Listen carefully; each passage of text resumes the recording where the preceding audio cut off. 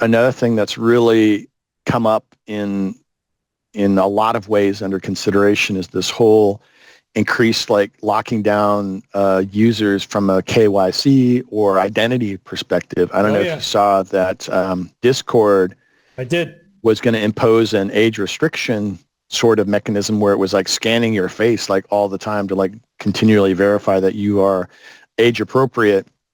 And they saw a big backlash. So this is very much a real fight that's happening right now in our time. So this first next section here is all about installing the software. We've kind of decided to put that off for another episode because there's things that we want to kind of make sure that as most up to date as possible, and also talk about it in detail. But I think today we're going to go into how the protocol works and get into the auction section. So this again is the way that you get a top level name. So once you have the software installed, then and it's a wallet. So there's a couple different forms of how you install the software, but effectively you're setting up a wallet, and that wallet has to connect to a Bitcoin node to get its information about what transactions are available, getting created, and then but then you perform actions that are specific to the software that give you different sort of functions.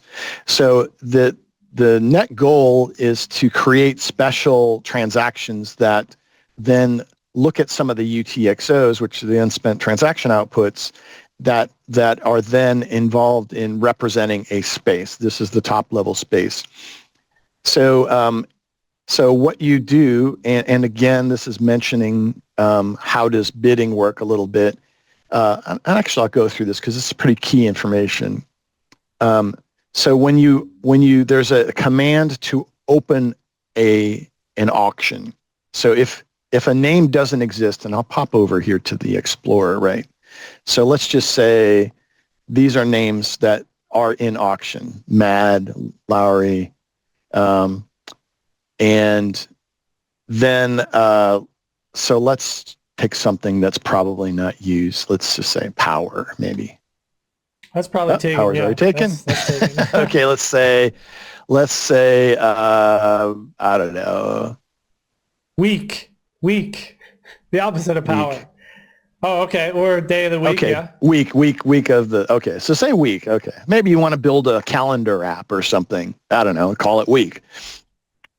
So you say, oh, you can search here, and you can do this inside the tools as well, and get, it says this name is available. You can open an auction for it, and then it gives you a link to the docs to show you how. Maybe I'll bring that up in a new tab as well.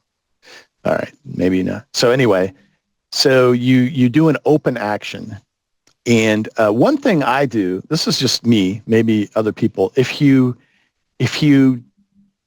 when you do this, it's got to figure out what's the kind of current fee schedule and set the fee per virtual byte like any other transaction. So this is what I try to do before I do any of this bidding stuff. I like to pull up mempool space and see what the current cost to put a transaction in the next block is looking like. Now, if you look here, these are blocks that have been mined, and the average or size of sats per vbyte, which is how much you're willing to pay to get your transaction into a block. It's been 2 for the last few blocks, and was even up to 3 and 4 here, back to 3.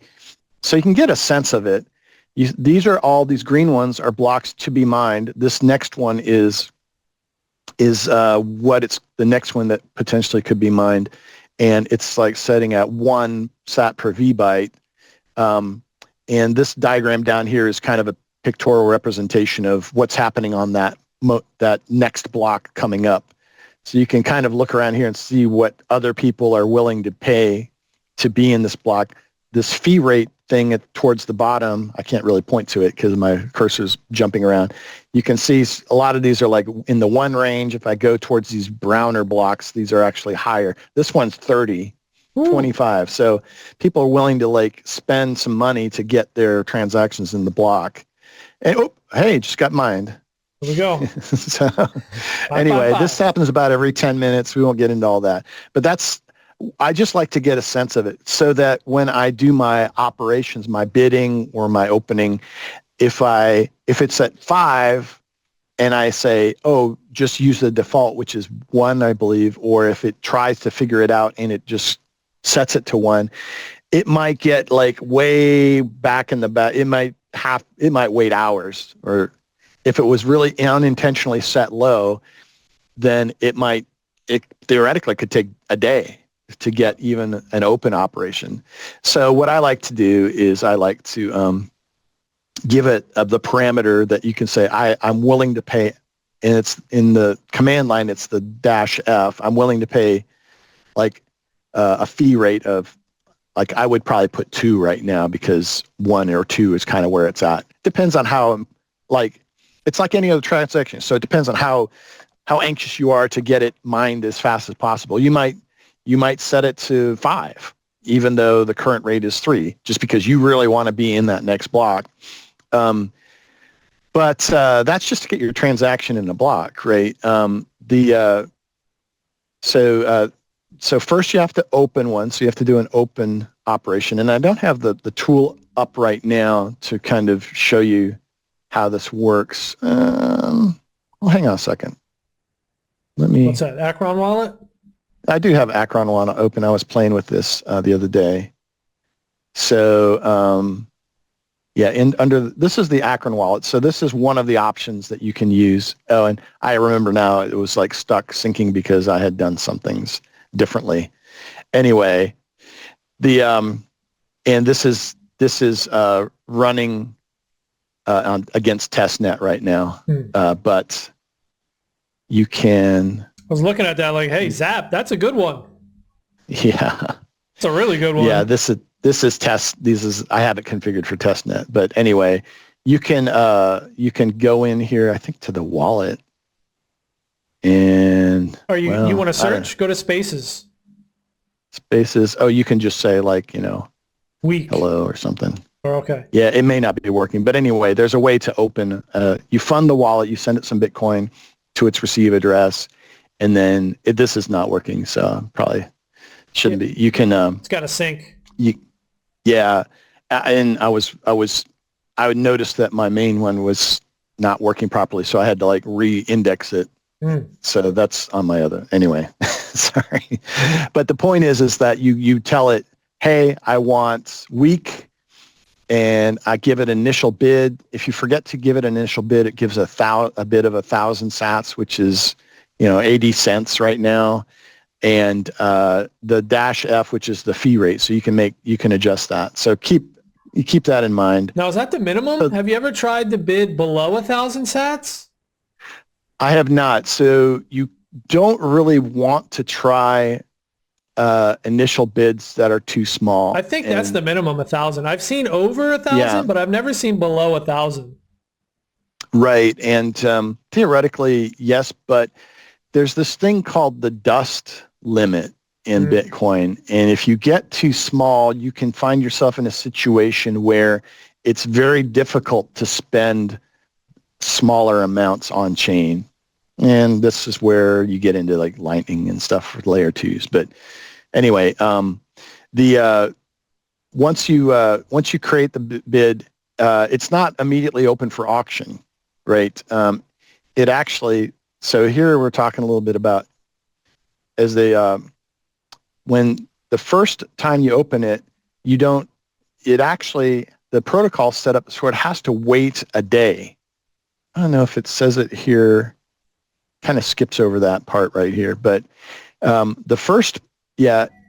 you have to wait a full day before it even becomes available into the auction for other people to bid on it. Is there any out there? Is there any pending ones out there now? So, right. Okay. Nice. So there is. If you go to the Explorer Spaces protocol, there's this upcoming auctions, and that's what we're looking at here. Think of this as like the mempool of potential things that'll be mined or become auctioned. And there's now here two Fresh and Blood. Who Both rolled have that initial out? bids. Fresh Blood. Yeah, there you go. Fresh Blood. Both have an initial bid of 1,000, so they kind of use the default probably. And only 10 names get to move into active auctioning at any given time. Once a day. There's a point in the day where it says, give me the highest bid 10 in the waiting pool, and I will then move them into the current auction state. Now, there's only 2 here now, so these are going to get in unless somebody like opens up auctions for, say I opened up 20 auctions and I set the opening bid at 2,000 for each of those just right now. I could do that. But then only 10 of mine would probably get in the next day. These 2 would get kicked back to the back of the line. Right. But once that day and once these things roll into the auction process, then they show up here under current auctions. And we can see that there's 3 right now currently. And so there is C3, Mad, and Larry. So it's like these 2 have been in the auction for at least 10 days. So the active auction period is for 10 days. And this is the point at which open bids can be placed against. So say if you wanted Mad, you could place a bid that's greater than 1,000, and then you would be the top bidder for Mad, right? Now, what happens to the guy that opened it? Well, his 1,000, his opening bid gets returned to him. So it's not like you bid, and if you get outbid, you lose your funds. The funds that you had bid, that since you were the prior high bidder, those become returned to you. So you get paid back. So for you, say Jason, you bid Mad to 2,000. Now you're the highest owner. You've now spent 2,000 because these are all on, and this is important to remember, these are all on-chain auctions. So for one, they sit in the mempool. They're out here waiting just like everyone else. And once they get into a mined block, then they are solidified and are real. So there's a little bit of question about, well, if multiple things, maybe multiple bids are all in the same block, how does that? So there's a first come, first serve. If there's like overbidding that are exactly the same overbid, et cetera. So it's clean and gets figured out. But now me as the original, I get my 1,000 sats back. So now if I say I want to overbid you by 500 sats, so I put a bid of 2,500, then I'm only spending another 1,500 more because my original 1,000 is returned to me, right? And again, another thing to remember is that each bid or overbid is a transaction. So there's transaction fees that you have to pay on top of what the actual value of the bid is, right? Yeah, you don't get those back. So so you never get those back. Those are just because, again, these are just real transactions. So anyway, this one is claimable in 6 days, so it's under active. Now, what's going on with these can be claimed? Can you tell the folks what that means? Yeah, so these ones have expired past the 10-day bidding process, and they are now claimable by the highest bidder.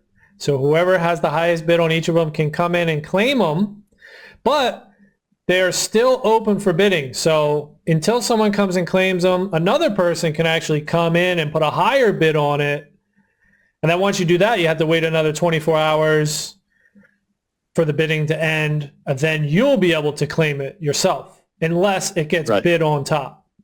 Right. And I think this is a very, very important thing to keep in mind is like, I don't know if you've ever bought stuff on eBay, right? And you're like, oh, there's this thing I want to buy and it's a good price. Oh, yeah. And I'm going to bid. I'm going to wait for the auction to end or right before the auction ends.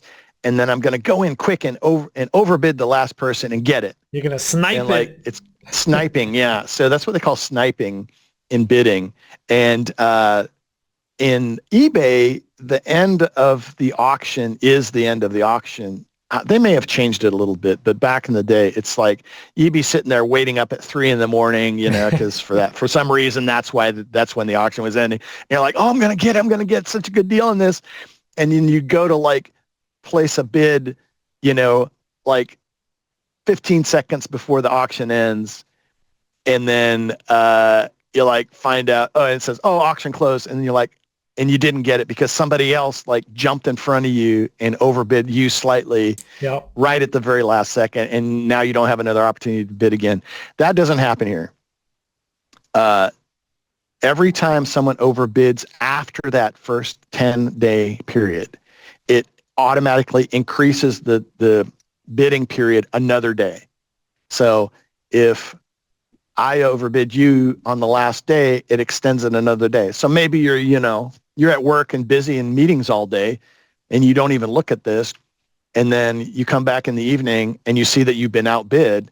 You're like, oh shit, somebody outbid me. I really want MAD.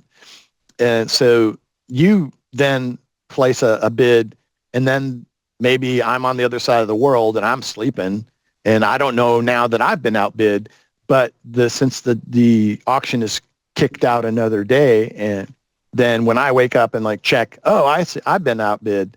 Now I can place another bid and become the high bidder again, but then again, it extends it another day. So as long as there's at least 2 people bidding the price up, it will continue extending now, and the point of this is to reach a natural sort of, the person that's willing to pay for that name, it's setting the market price for that name, right? So maybe, maybe I want, maybe I'm the owner of Mad Magazine, right, from back in the day, and it's like, I really want that because I'm going to use it for my Mad Magazine stuff. You might be willing to bid it up to half a Bitcoin, if somebody else is like, I want that because I want it for Mothers Against Drunk Driving, right? Or something like that. I'm making it up. But it's like, they might say, man, I really want that name because it would be the perfect way to refer to my community. They might be willing to bid it up.